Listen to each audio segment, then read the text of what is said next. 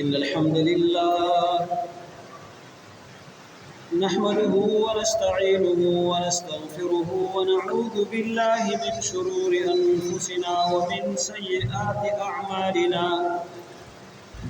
من يهده الله فلا مضل له ومن يضلل فلا هادي له وأشهد أن لا إله إلا الله وحده لا شريك له وأشهد أن محمدًا عبده ورسوله أما بعد فأعوذ بالله السميع العليم من الشيطان الرجيم من همزه ونفخه ونفثه يا أيها الذين آمنوا اتقوا الله حق تقاته ولا تموتن إلا وأنتم مسلمون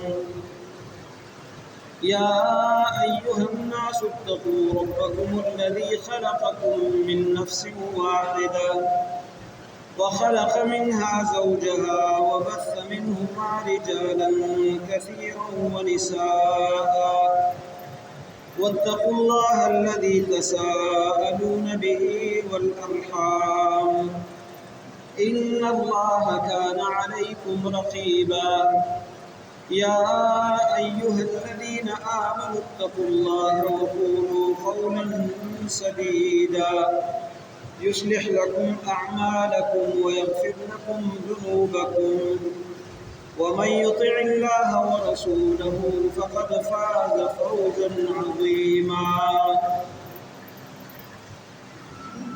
اللهم صل على محمد وعلى آل محمد كما صليت على إبراهيم وعلى آل إبراهيم إنك حميد مجيد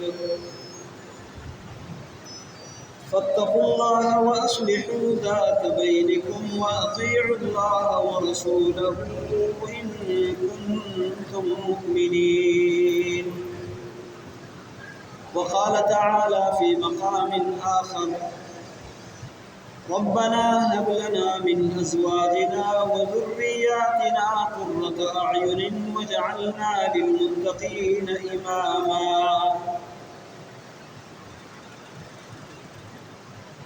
اللہ تبارک و تعالی احکم الحاکمین کے حمد و ثنا، اس کی بڑھائی بزرگی اور تمجیدی کلمات ادا کرنے کے بعد بے شمار درود و سلام ہو امام الانبیاء رحمۃ اللہ للعالمین محمد مصطفیٰ صلی اللہ علیہ وسلم پر، جنہوں نے امت کی اصلاح کے لیے اور معاشرے کی خیرخواہی کے لیے ایسے بہترین ضوابط اور اصول بتلائے ہیں، اگر ان کو اپنایا جائے تو معاشرہ امن کا گہوارہ بن سکتا ہے، گھروں میں سکون، اطمینان اور امن آ سکتا ہے۔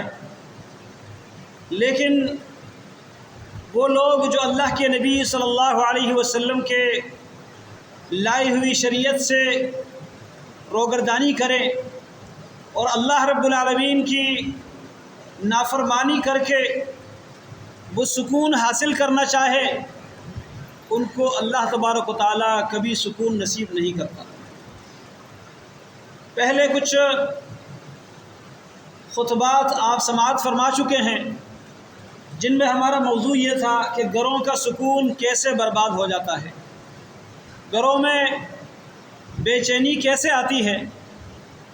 اس کے بہت سے اسباب ذکر کیے جا چکے ہیں، آج مزید چند ایک اسباب کا ذکر کروں گا، اور کوشش یہ ہوگی کہ ان اسباب سے ہم اپنے گھروں کو پاک رکھیں اور اپنے گھروں میں امن سکون کا ماحول پیدا کرنے کے لیے اللہ تعالیٰ کی شریعت کے لیے ہم آمادہ ہو جائیں۔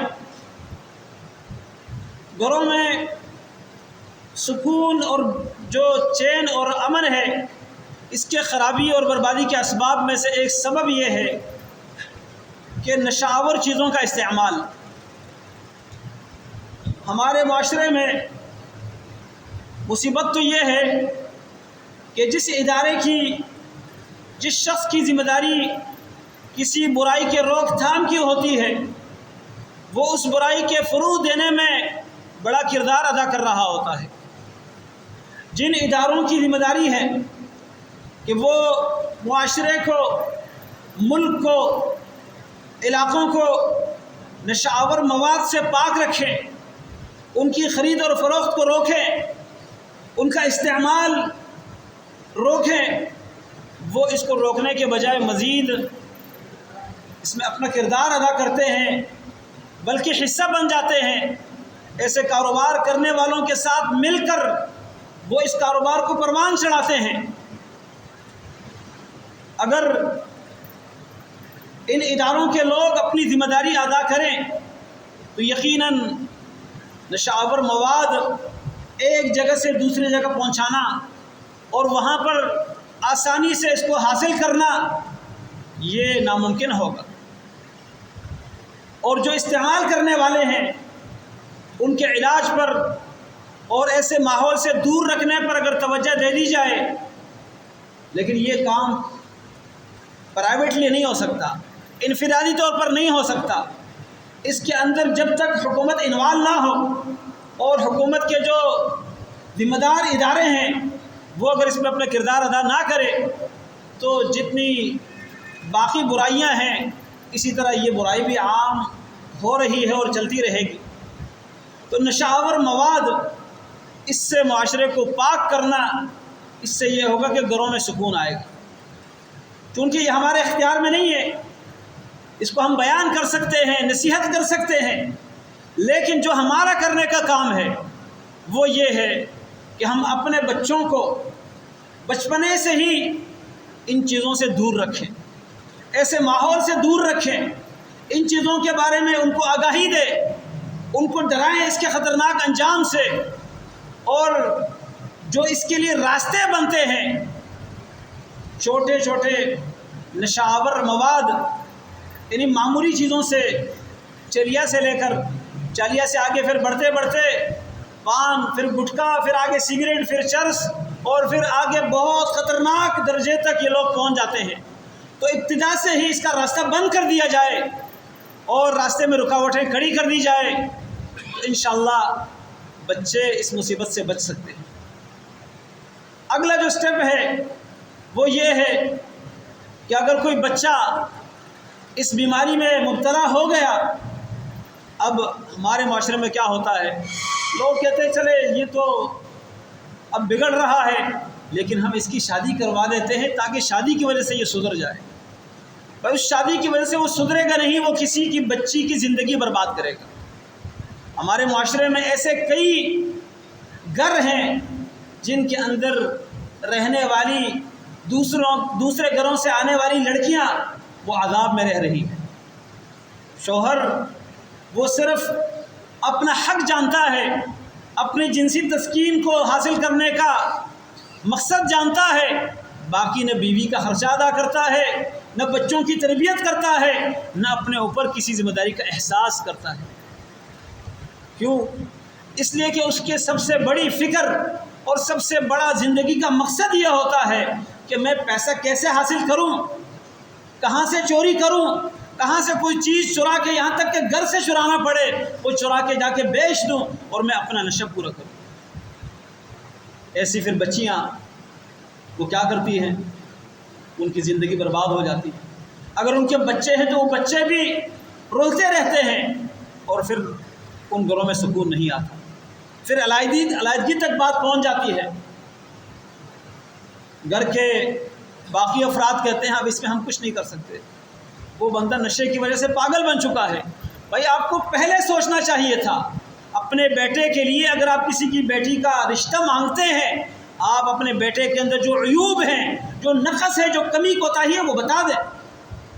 یہ تو آپ نے دھوکہ کیا ہے۔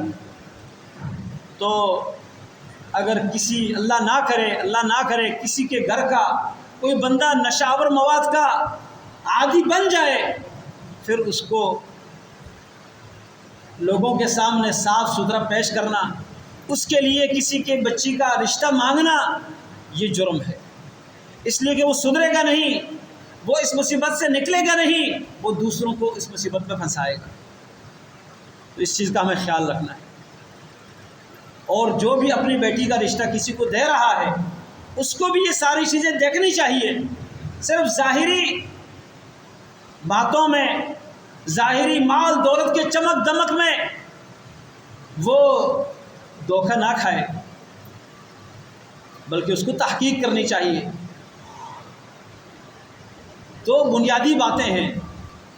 اگر آپ کے پاس رشتہ مانگنے کے لیے کوئی آتے ہیں، ایک تو اس کا مسلمان ہونا، اور مسلمان ہونے کی جو بنیادی نشانیاں ہیں ان میں سے ایک بنیادی نشانی نماز ہے۔ اور میں یہ اپنے کئی خطبات میں عرض کر چکا ہوں کہ صحابہ کرام کی اتنی بڑی تعداد ہے جن کے ساتھ رہنے والے کچھ منافق بھی ہیں، لیکن کوئی ایک صحابی، یہاں تک کہ منافق بھی کوئی ایسا نہیں بتا سکتا جو بے نماز ہو۔ منافق بھی نماز پڑھنے آتے تھے، اور اس لیے نماز پڑھتے تھے کہ ان کا نفاق چھپا رہے، ان کا کفر اور نفاق وہ لوگوں پر واضح نہ ہو۔ اپنے بے دینی کو چھپانے کے لیے وہ نماز پڑھتے تھے۔ یہ تو تصور ہی نہیں تھا کہ مسلمان ہو اور نماز نہ پڑھے۔ اور دوسرے نمبر پر اخلاق، اور اخلاقیات میں نشاور مواد سے بچنا یہ بنیادی بات ہے۔ اسی طرح گھروں میں جو فسادات پیدا ہوتے ہیں، بگاڑ اور جدائی تک بات پہنچ جاتی ہے، اس کے لیے ایک سبب جوائنٹ فیملی۔ بہت سارے بھائیوں کی شادیاں ہو چکی ہیں، بچے اللہ نے دے دیے ہیں، پھر بھی ایک ہی گھر میں رہتے ہیں۔ اور میں یہ نہیں کہتا کہ ایک گھر میں رہنا کوئی گناہ کا کام ہے۔ ایک گھر میں آپس میں محبت اتفاق کے ساتھ جب تک گزارا ہو سکتا ہے، اور پردے کا جو سسٹم ہے، ہر بھائی اپنی بیوی کو سپریٹ کمرہ رہائش اگر دے سکتا ہے، اس کی پرائیویسی کا خیال رکھ سکتا ہے، تو کوئی حرج نہیں جوائنٹ فیملی میں۔ لیکن اس سے پھر آگے بچوں کے پیدائش پر پھر بچے جب بڑے ہو جاتے ہیں، بچوں کے آپس میں مزاج ہے، عادت ہے، لڑتے بھی ہیں اور کھیلتے بھی ہیں، لیکن ان باتوں کو اتنا بڑا نہ لیا جائے۔ آپ نہیں لیں گے، آپ کی بیوی کہے گی نہیں اس نے میرے بچے کو مارا، یہ کیا وہ کیا، آپ کے دل میں اپنے بھائی کے بچوں کے لیے نفرت پیدا ہوگی، اور اس طرح معاملات چھوٹے چھوٹے بڑھتے چلے جاتے ہیں اور معاملات پھر بہت خراب ہو جاتے ہیں۔ اس لیے ان چیزوں کا تدارک ضروری ہے۔ وہ اسباب جن کی وجہ سے جوائنٹ فیملی میں فسادات اور خرابیاں آتی ہیں، ان سے پہلے بچا جائے۔ اسی طرح ایک اور چیز جو عام طور پر گھروں میں ناراضگیاں، دشمنیاں اور بہت دور تک بات پہنچ جاتی ہے، وہ ہے ماں باپ کا انصاف اور عدل نہ کرنا۔ باپ نے ایک بیٹے کو لیا ہے، اس کو اپنے کاروبار میں بھی شریک کیا ہے، اس کو سب کچھ نواز رہا ہے، اور دوسرے بیٹے کی کوئی پرواہ نہیں کرتا۔ یہ بھی غلط ہے، یہ بھی مناسب نہیں ہے۔ اور یہاں ایک بات میں آپ کے سامنے رکھنا چاہوں گا جو ہمارے معاشرے کی اصلاح کے لیے ضروری ہے، کیونکہ میں ایسی جگہ پر بیٹھتا ہوں جہاں میرے پاس کئی طرح کے مسائل لوگ لے کر آتے ہیں۔ یہ جو جائیداد کے تنازع آتے ہیں، بھائیوں کے درمیان لڑائیاں آتی ہیں، وراثت کے مسائل میں اختلافات آتے ہیں، ان میں اگر گھر کا ذمہ دار اپنی ذمہ داری صحیح طریقے سے نہ نبھائے تو بہت سارے مسائل پیدا ہوتے ہیں۔ باپ نے کاروبار کی بنیاد رکھی، بڑا بیٹا باپ کے ساتھ جاتا ہے کام کرنے کے لیے، باپ کمزور ہو جاتا ہے، وہی بیٹا وہ کاروبار سنبھال رہا ہوتا ہے، باقی بچوں کی تعلیم چل رہی ہوتی ہے۔ اب کل باپ دنیا سے چلا جائے، بیٹا کہتا ہے اصل مسئلہ یہ تھا، کاروبار تو باپ نے شروع کیا تھا لیکن ایک چھوٹی سی دکان تھی، ایک ٹیا تھا، اب جو میں نے کاروبار کو پروان چڑھایا، یہ اتنی بڑی فیکٹری بن گئی، اتنا بڑا کاروبار پھیلا، یہ کس کا کردار ہے؟ یہ میرا کردار ہے۔ بھائی کا اس میں کیا ہے؟ بھائی تو پڑھ رہا تھا، اس کی تو تعلیم چل رہی تھی۔ باپ کا جو حصہ ہے ٹھیک ہے، وہ ہمارا مشترکہ ہے، لیکن جو میری محنت ہے وہ تو سب کا حصہ نہیں بن سکتا، اس کی بھی بات بجا ہے، لیکن اس کا حل ہمیں کرنا چاہیے۔ اس کی محنت، اس کی قابلیت، اس کی ذہانت اس سے کاروبار کو پروان چڑھا ہے، لیکن بنیاد بھی تو دیکھے نا۔ اگر یہ ساری محنت کرتا، کسی اور کے پاس جا کے کام کرتا، اس کو اتنی ترقی مل جاتی۔ بنیاد والد نے رکھی ہے، اس بنیاد کو ترقی مل گئی۔ اب یہ نہ سمجھے کہ صرف میرا کام ہے، میرا کردار ہے، لیکن اکثر ایسا ہوتا ہے کہ وہ بھائی قابض ہو جاتا ہے کہ نہیں چھوٹے بھائیوں کا کیا بنتا ہے اس میں، اور بہنیں تو وہ تو گھر میں تھی اور پھر بعد میں ان کی شادیاں ہو گئی، ان کا کیا ہے اس میں۔ یہ خرابی باپ کی طرف سے ہوتی ہے۔ اگر کوئی والد اپنے بیٹے کو اپنے کام میں ساتھ وہ لگاتا ہے، اس سے محنت لیتا ہے، کام لیتا ہے، اس کی ذہانت، اس کی قابلیت کو استعمال کرتا ہے، میں یہ مشورہ دوں گا کہ آپ بحیثیت والد کام کے مالک ہیں، اور اس بیٹے کی قابلیت، محنت اور ذہانت کے حساب سے اس کی تنخواہ رکھیں، تاکہ اس کے ساتھ بھی ظلم نہ ہو۔ جتنا وہ آپ کے ساتھ کام کر رہا ہے آپ اس کی تنخواہ لگا لیں۔ آپ اگر کسی غیر آدمی کو، اجنبی آدمی کو زیادہ نہیں دے سکتے، اس لیے کہ وہ اتنی بڑی ذمہ داری کا احساس نہیں کرتا، وہ تو ایک نوکری سمجھ کے کرتا ہے اور یہ خیرخواہی بھی کرتا ہے، اس کے لیے آپ بے شک زیادہ مقرر کر لیں، لیکن کل یہ قابض نہ ہو، یہ نہ کہے کہ کاروبار میرا ہے۔ اس کو اپنے محنت کا صلہ مل چکا ہوگا۔ ہاں، باقی جو اپنے گفٹ دینا ہے، تحفہ دینا ہے، وہ تمام اولاد میں برابری ضروری ہے۔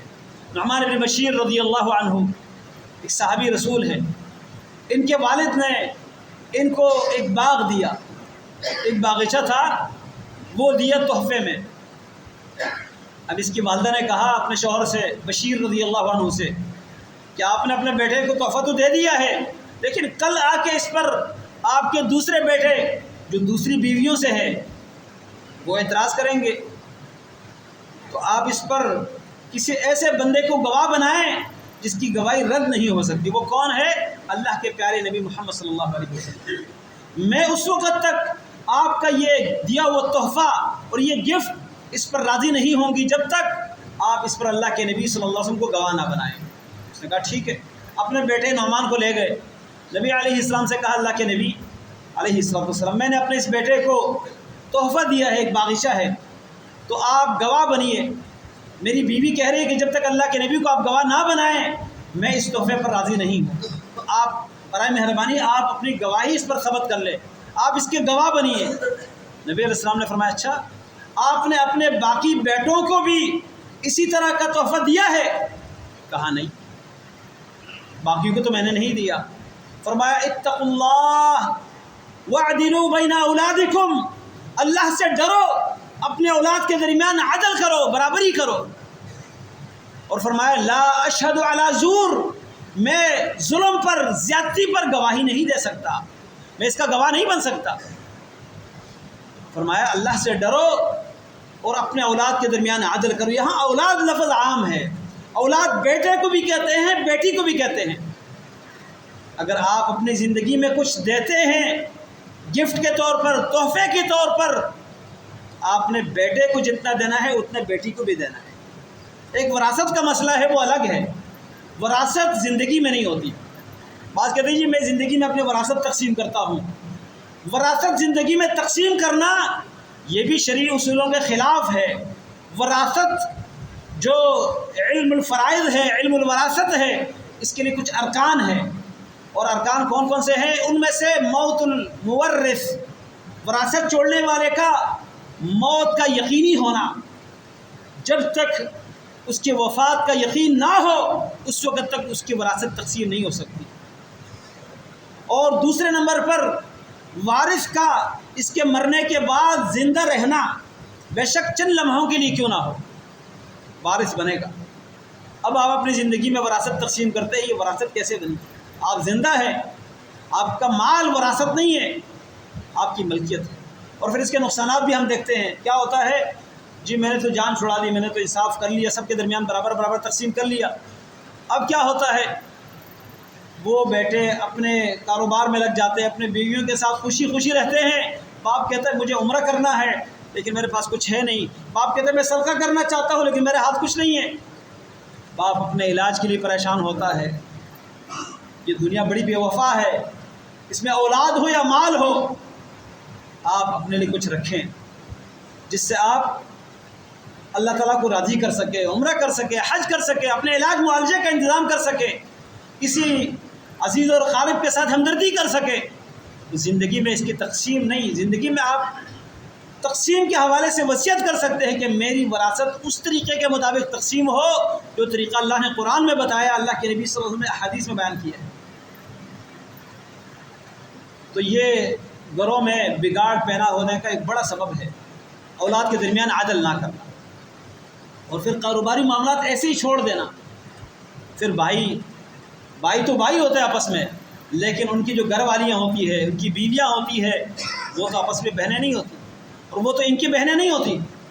وہ پھر کیا کرتی ہے، اپنے شوہر کو ایک کہتی ہے آپ کی محنت اتنی زیادہ ہے اور وہ سارے آرام سے بیٹھے ہوئے ہیں، اور آپ والد کے ساتھ لگے رہے، محنت کرتے رہے، آپ کی زندگی جو ہے وہ آپ نے کھپا دی اور آپ کو کچھ نہیں ملا۔ آپس میں پھر بھائیوں کے درمیان نفرتیں پیدا ہوتی ہیں۔ تو ان تمام چیزوں کا تدارک ہمیں پہلے کرنا چاہیے۔ اور ایک اہم ترین بات، گھروں کے بگاڑ سے بچنے کے لیے اللہ تعالیٰ نے سورۃ الفرقان میں عباد الرحمن، اللہ کے مخصوص بندے، خصوصی بندے، ان کی کچھ نشانیاں بیان کی ہے۔ ایک نشانی یہ ہے کہ وہ اللہ سے دعا کرتے ہیں، ربنا هب لنا من ازواجنا وذرياتنا قرة اعین واجعلنا للمتقین اماما۔ اے ہمارے رب، ربنا هب لنا من ازواجنا، اے اللہ ہماری بیویوں میں سے، ہماری اولاد میں سے ہمیں عطا فرما قرۃ اعین، آنکھوں کی ٹھنڈک۔ معنی یہ ہے کہ ہماری اولاد کو، ہماری بیویوں کو ہمارے لیے آنکھوں کی ٹھنڈک بنا دینا۔ آنکھوں کی ٹھنڈک، سکون، اطمینان، یہ اللہ سے مانگنا چاہیے۔ وجعلنا للمتقین اماما، اور ہمیں تقویدار لوگوں کا سربراہ بنا دے۔ کیا مطلب؟ جو میرے ماتحت لوگ ہوں گے، میرے بچے ہوں گے، میری بیویاں ہوں گی، میری نواسیاں اور نواسے ہوں گے، پوتیاں اور پوتے ہوں گے، میں ان کا سربراہ ہوں، ان سب کو متقی بنا دے۔ وجعلنا للمتقین اماما، متقی کیسے بنیں گے؟ آپ متقی بنانے کی تربیت تو کریں گے نا۔ جب آپ خود نماز نہیں پڑھتے، آپ کے ماتحت لوگ آپ سے کیسے تربیت حاصل کریں گے؟ آپ خود ان کے سامنے سگریٹ پئیں گے، وہ سگریٹ سے کیسے بچیں گے؟ آپ ان کے سامنے جھوٹ بولیں گے، وہ آپ سے جھوٹ سیکھیں گے۔ آپ گالی دیں گے، وہ آپ سے گالی سیکھیں گے۔ آپ دیندار بنے رہیں گے، آپ کے ماتحت جو بچے ہوں گے وہ بھی آپ سے دینداری سیکھیں گے، سچ گوئی سیکھیں گے، صفائی ستھرائی سیکھیں گے۔ یہ ساری چیزیں آپ کی پرورش کا نتیجہ ہوگا، اور ساتھ اللہ سے دعائیں کریں گے۔ ابراہیم علیہ السلام شرک سے اپنی قوم کو بچانے کی دعوت دیتے ہیں، اپنے بچوں کو شام کی سرزمین سے لے جا کے خانہ کعبہ کے جہاں پر یہ جگہ ہے بیت اللہ، یعنی مکہ کی سرزمین جو غیر آباد ہے، وہاں ان کو رکھتے ہیں تاکہ غلط ماحول سے ان کو دور رکھا جائے، اور ساتھ دعا کرتے ہیں۔ دعا کیا کرتے ہیں؟ وَجْنُبْنِي وَبَنِيَّ أَن نَّعْبُدَ الْأَصْنَامَ، اللہ مجھے بھی اور میرے بچوں کو بھی اس بات سے دور رکھے کہ ہم بتوں کی پوجا کریں۔ اور دعا کرتے ہیں رب اجعلنی مقیم الصلاۃ ومن ذریتی ربنا وتقبل دعا، اللہ مجھے بھی اور ہمارے اولاد کو بھی نماز کے پابند بنا دے، اور یا اللہ ہماری دعا کو قبول کر دے۔ ساتھ دعائیں بھی کرتے ہیں۔ ہم تو جا کے مولوی صاحب جگہ مولوی صاحب بچہ بہت بگڑ گیا، دعا کریں۔ بھائی دعا کرنے کے ساتھ ساتھ کچھ آپ کو بھی کرنا چاہیے، آپ کو اپنا کردار ادا کرنا چاہیے۔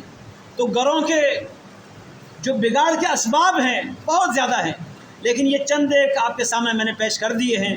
اللہ سے دعا ہے اللہ تعالی ہمارے گھروں کو امن اور ایمان کا گہوارہ بنا دے، ہمارے گھروں کو اللہ رب العالمین سکون اور چین عطا فرمائے۔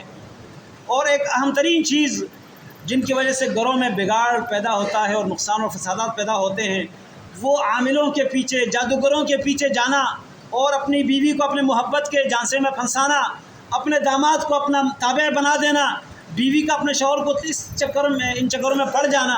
اس سے مزید وہ لوگ کیا کرتے ہیں، وہ مال بٹورنے کے لیے، اپنا تسلط قائم کرنے کے لیے مزید جادو کرتے ہیں۔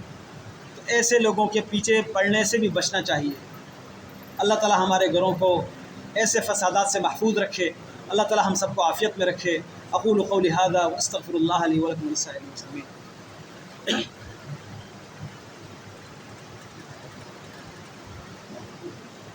إن الحمد لله نحمده ونستعينه ونستغفره ونعوذ بالله من شرور أنفسنا ومن سيئات أعمالنا من يهده الله فلا مضل له ومن يضلل فلا هادي له وأشهد أن لا إله إلا الله وحده لا شريك له وأشهد أن محمدا عبده ورسوله أما بعد فإن خير الحديث كتاب الله وخير الهدي هدي محمد صلى الله عليه وسلم وشر الأمور محدثاتها وكل محدثة بدعة وكل بدعة ضلالة وكل ضلالة في النار۔ محترم بھائیو، جو انسان اپنے گھر کو فسادات سے بچانا چاہتا ہے اور اپنے گھر کے اندر آگ بجھانے کی کوشش کرتا ہے، اس کو چاہیے کہ وہ اپنے پڑوسی کے گھر کی آگ بھی بجھائے۔ اگر پڑوسی کے گھر کی آگ کو نہ بجھایا جائے تو آگ آپ کے گھر کو بھی اپنے لپیٹ میں لے لے۔ اس وقت مسلمان دنیا میں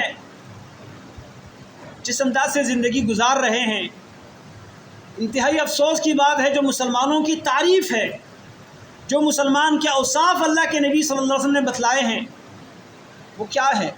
فرمایا مسلمان دوسرے مسلمان کے لیے ایک جسم کے مانند ہے، آپس میں ایک جسم کے مانند ہے۔ اگر ایک حصے میں تکلیف ہو تو وہ تکلیف پورے جسم میں محسوس ہوتی ہے۔ آج فلسطین کے مسلمان، ان کے چھوٹے چھوٹے بچے، وہ ایک تو اسرائیلی بمباری سے شہادت پا رہے ہیں، دوسرے طرف وہ بھوک اور پیاس سے ایڑیاں رگڑ رگڑ کے مر رہے ہیں۔ اور جب اس آزمائش سے ان کو نکالنے کے لیے کچھ لوگوں نے پرائیویٹلی اپنے طور پر انسانیت کو مد نظر رکھتے ہوئے، نہ دین، نہ مذہب، نہ قوم، نہ علاقہ، نہ زبان، کئی ایسے لوگ جو مسلم بھی نہیں ہیں، کئی ایسے لوگ جن کا اس ملک سے تعلق نہیں ہے، کئی ایسے لوگ جن کا ان کی زبان سے تعلق نہیں ہے، وہ صرف انسانیت کے ہمدردی کے طور پر اپنے طور پر وہ کشتیاں سامان غذائی مواد سے لوڈ کر کے وہ ایک قافلہ بنا کے جا رہے تھے، جس کے اوپر کسی حکومت کی کوئی نگرانی، کسی حکومت کی طرف سے کوئی سائے نہیں تھا۔ یہ لوگ چلتے چلتے سفر کی مشقت کو برداشت کرتے ہوئے جب غزہ کے قریب پہنچے، وہاں جس سام کی صفت ہی ڈسنا ہو، اس نے اپنا کام دکھایا اور دھاوا بول کر اس نے وہاں کے جو رضاکار تھے ان کو گرفتار کیا اور کشتیوں کو ڈبونے کی کوشش کی، اپنے تحویل میں لے کے غزہ کے جو بھوکے پیاسے بچے ہیں ان کو ویسے ہی بھوکا پیاسا رکھا۔ یہ انتہائی ایسا ظلم ہے جو صرف انسانیت نہیں، جانوروں کے ہاں بھی اس ظلم کا کوئی وجود میں نہیں سمجھتا کہ پایا جائے۔ یہ انسانیت سے کیا، جانوروں کے حقوق سے بھی زیادہ گرا گزرا جو کردار ہے اسرائیل نے ادا کیا۔ اور اس میں صرف اسرائیل نہیں، اسرائیل کے ساتھ اس جرم میں تمام وہ لوگ شریک ہیں جو اس وقت فلسطینیوں کی رضامندی کے بغیر، ان کے مشورے اور شراکت کے بغیر فلسطین کا فیصلہ کرنے بیٹھ گئے ہیں۔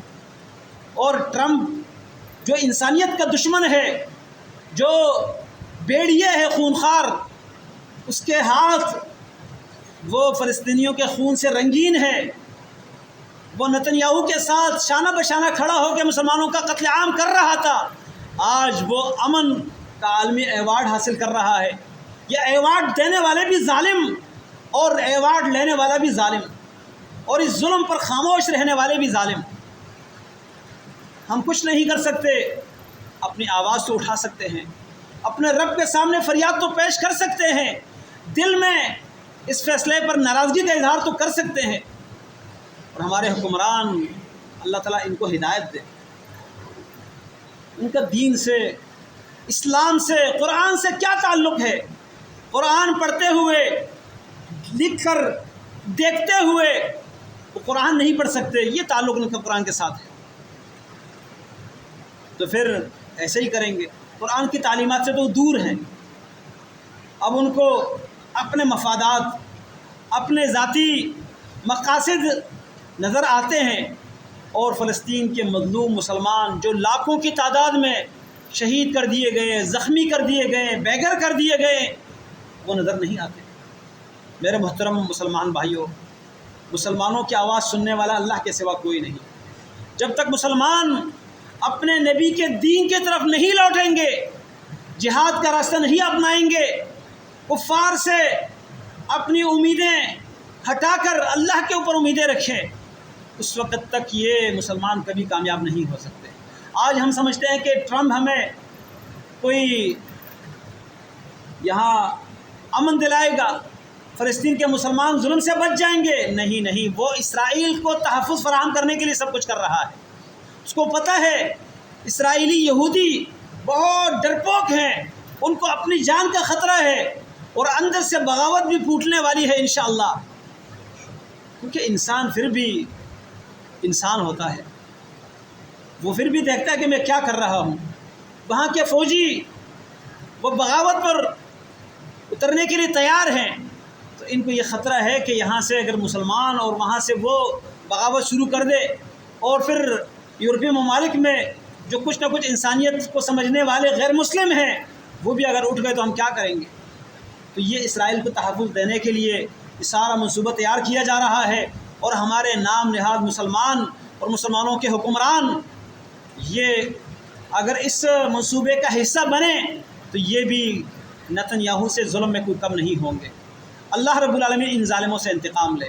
اے اللہ، تیری لاٹھی بڑی بے آواز ہے، ان مظلوموں کی پکار سننے کے لیے تیرے سوا کوئی در نہیں۔ یا اللہ تو ان مظلوموں کی پکار سن لے، اے اللہ ان مظلوموں کی پکار سن لے، اے اللہ ان مظلوموں کی مدد فرما، اے اللہ ان مظلوموں کی مدد فرما۔ یا اللہ ظالموں کو نیست اور نابود کر دے، جو مسلمانوں کی سرزمین کا فیصلہ ظلم کی بنیاد پر کر رہے ہیں، یا اللہ ان کو تباہ اور برباد کر دے، یا اللہ ان کے تسلط سے مسلمانوں کو آزاد کر دے، اے اللہ ایسے ظالموں کو خود ایسے عذاب کا شکار کر دے جو لوگوں کے لیے نشان عبرت بنے۔ اے اللہ مسلمانوں کو اسلام کی طرف، تیرے نبی کے فرمان کی طرف، قرآن اور سنت کی طرف لوٹنے کی توفیق عطا فرما، جہاد کا راستہ اپنانے کی توفیق عطا فرما، اور سچے دل سے اخلاص کے ساتھ تیرے راستے میں اپنے آپ کو پیش کرنے کی توفیق عطا فرما۔ اے اللہ تمام بیماروں کو شفا کاملہ عاجلہ عطا فرما دے۔ بہت سارے مسلمانوں نے درخواست کی ہے دعاؤں کی۔ ہمارے اپنے ایک عزیز، ان کا بیٹا اسپتال میں آپریشن ہو چکا ہے ان کا دل کا، اللہ رب العالمین ان کو بھی صحت عافیت عطا فرمائے، اللہ تعالیٰ شفا کاملہ عاجلہ عطا فرما دے۔ اور بھی کئی لوگ جو بیمار ہیں، اسپتالوں میں ہیں، گھروں میں ہیں، دنیا کے کسی بھی خطے میں ہیں، یا اللہ تمام بیماروں کو شفا کاملہ صحت عاجلہ عطا فرما دے۔ جو پریشان ہیں ان کی پریشانیاں دور فرما دے، یا اللہ جو مقروض ہیں ان کے قرض کی ادائیگی کے لیے اپنے طرف سے اسباب فراہم کر دے۔